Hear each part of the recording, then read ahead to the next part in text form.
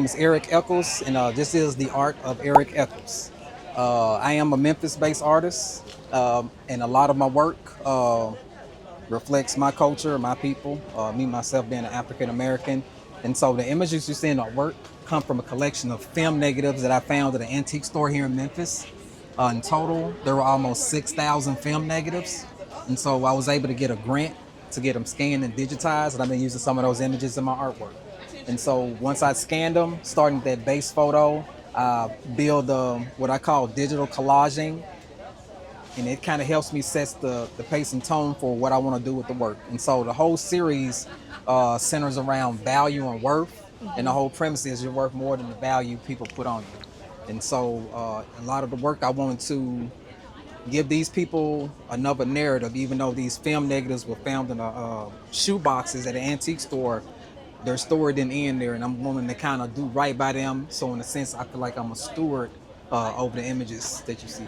And I found these shoe boxes filled with nothing but images of African Americans. I knew that it was something very important, and I didn't take it lightly, because even when I found them, I sat on them for a year before I could even determine what I wanted to do with them. Oh, wow. Did you think about the families as well? Absolutely. And so that's one of the reasons why I played around value, worth, and resilience. Because when you think about the time period these were taken, and these images were taken between the 1950s, from the 1920s to the 1950s. So when you think about that time period, African Americans were marginalized, blackballed, discriminated against. And so in keeping that in mind, I definitely wanted to give them a more positive feel, because a lot of them and a lot of those photos that came across, they didn't really have a reason to smile. But I was able, in my looking, was able to find people for this new series that were smiling, that had something to be hopeful for, dream about. And so that's what I wanted to do with this new body of work. Nice. I love that. I love this. Where can we find you? Well, I am located here in Memphis, but on social media, especially Instagram, at Soul Life Photography. I'm Molly McGuire, and my business is Maguire Art. I am a painter of circus banners. And so tell me about your painting process when it comes to working on new projects. So all of my materials are salvaged from movie sets. So I actually go, when movies wrap, they throw everything in the dumpster, and that's when I go dumpster diving and get all the canvas drop cloth and house paint. Everything is done with house paint. And a lot of gold leaf. I salvaged a bunch of gold leaf recently, so that's appearing more and more in my work these days. Where do you know where to go when movie sets are done? I'm very well connected. I used to be a sign painter on movie sets, so I have a lot of people in the industry that still notify me when movies are wrapping. I know a lot of set directors, set dressers. I know my husband's an editor, so still very well connected in the industry. I see that you worked on American Horror Story Freak Show. Yes, I did. How did that happen? They called me. Apparently they had somebody lined up in Los Angeles to do the circus banners, but they weren't fulfilling Ryan Murphy's specifications. So somebody in the art department was like, they were filming in New Orleans. So somebody in the art department said, well, there's a local girl in New Orleans. There's a local girl who makes circus banners. You might want to call her. So that's how I got the gig. Nice. Well, where can we find you? So I'm at www.magwireart.com. That's MAGWIRE. Because if you Google Molly McGuire, you get the Irish Coal Miners Rebellion and a bunch of bars. So that's how I'm able to stand out with the branding.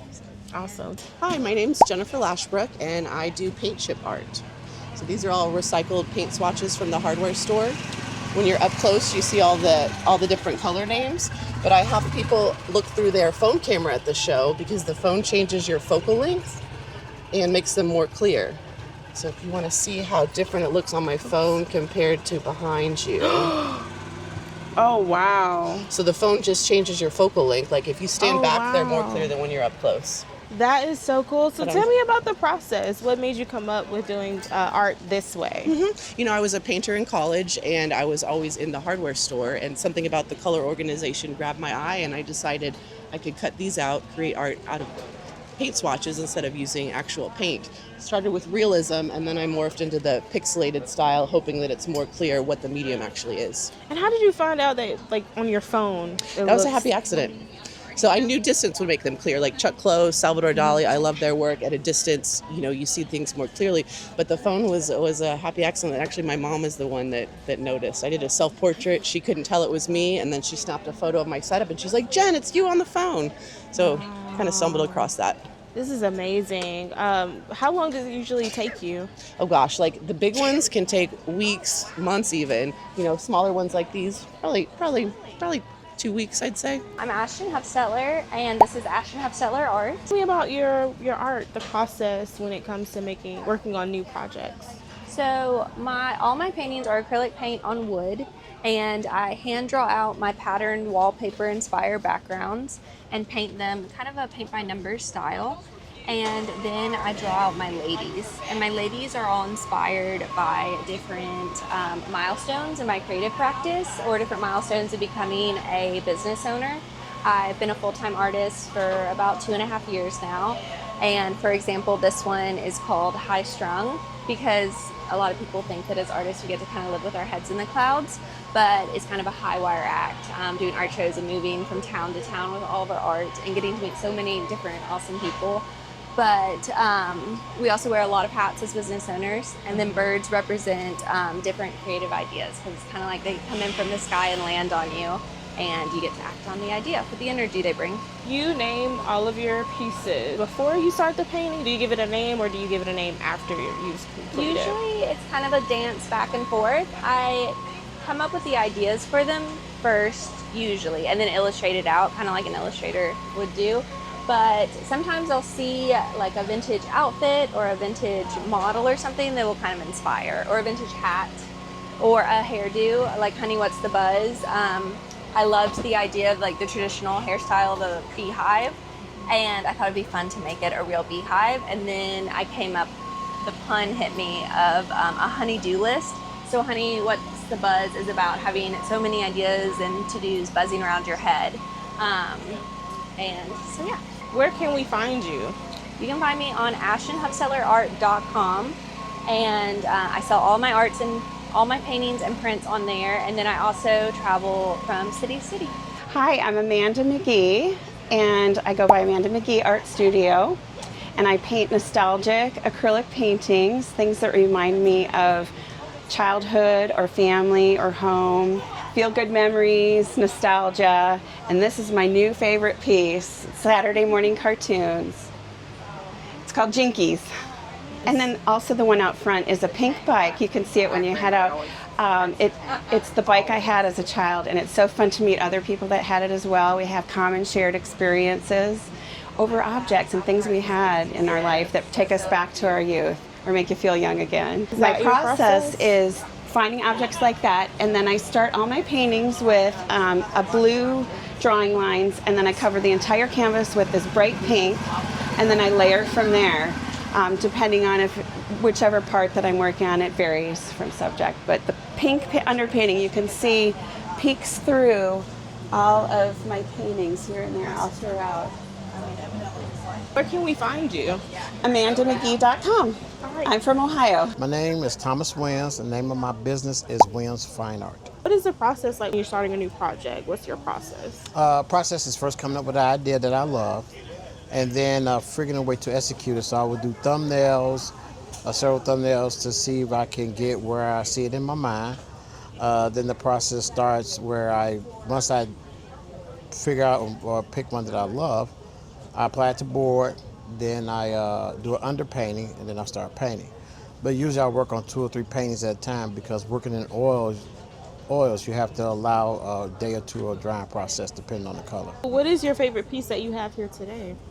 Probably be Baldwin and Not Guilty.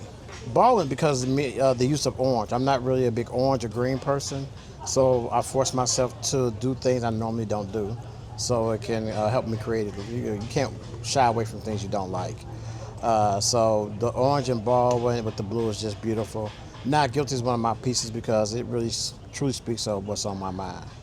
And there was a piece that I came up with while watching TV with my mother, saying they always got us guilty about shit we ain't guilty about. I said, oh, that's a painting. So I went back and I gathered actual conversations about black people from the 1500s. Nice. My name's Karen Leibkap, and I'm Karen Leibkap Tiny Painter. Tell me about your process. I do miniature paintings. Most of them are no larger than 1.25 by 1.25 inches, and they're watercolor and gouache. Very little water, a lot of patience, and a tiny brush. What made you want to do tiny paintings? That seems very tedious work.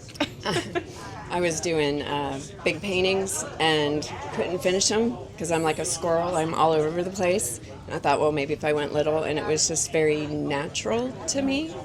And I thought, surely everybody's doing this, but there aren't very many of us out there. No, I think your work is really cool and unique and I don't know how you do it. Sometimes I don't either. And do you ever, I don't want to say mess up, but like, have you had? Oh, yeah. But because I use very little water, I kind of push the pigments around, so I kind of mold my paintings. And how long does it usually take you? It depends on how much detail, how much coffee I've had, anywhere from 6 hours to a couple days. My name is James MacArthur Cole, and my company is James MacArthur Cole Photography. This is all photography. All photography. It does come across as painting with most people. Tell me about your process when it comes to working on new projects. So it always gears around people that I meet when I'm walking the streets of Cuba, India, I mean, I've been so many places around the country. Sometimes it's hard to remember where I've been, but just meeting new people and seeing something about their lives, learning about their cultures, maybe teaching them something about mine, and things like that. So it's just always about the commonality of people that I meet. And do you have a favorite piece? I know you said all of them are your favorite, but is there one that you're just like, okay, yes?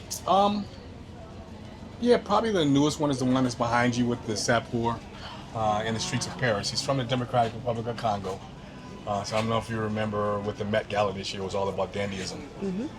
Yeah, so he's just a great guy. I love the culture of dandyism. Really, really unique, really interesting. Great group of guys. Yeah, so it's kind of one of my favorites for sure. My name is Mick Whitcomb, and our website is artifactsbynomad.com. Tell me about your art. These were all light fixtures made from mechanical and scientific innovations from the 19th century. So the base materials are all historic. Those are between 100 and 250 years old, and then the lighting adaptation is kind of where I come in artistically. Do you find all of the pieces to create this? I mean, I go all over the world seeking out the different base materials, but collectors, dealers, auctions. I buy from a lot of museums that are deassessing pieces out of their collections. About anywhere you'd think to, really. And do you have a favorite piece here? Yeah, there's a couple that I kind of like. I think sculpturally, the graphophone's pretty cool. That was the origin of Columbia Records, and then Memphis has such a strong music history. It's kind of cool to see where all modern music culture grew out of. But then what I've always kind of collected personally would be scientific innovations of the 19th century. So this one is a mid-19th century coastal alidade. So that would be used for cartography preceding the Civil War, and then it would take on some like civil engineering applications following the war with the Reconstruction. Alrighty, thank you so much. Thank you.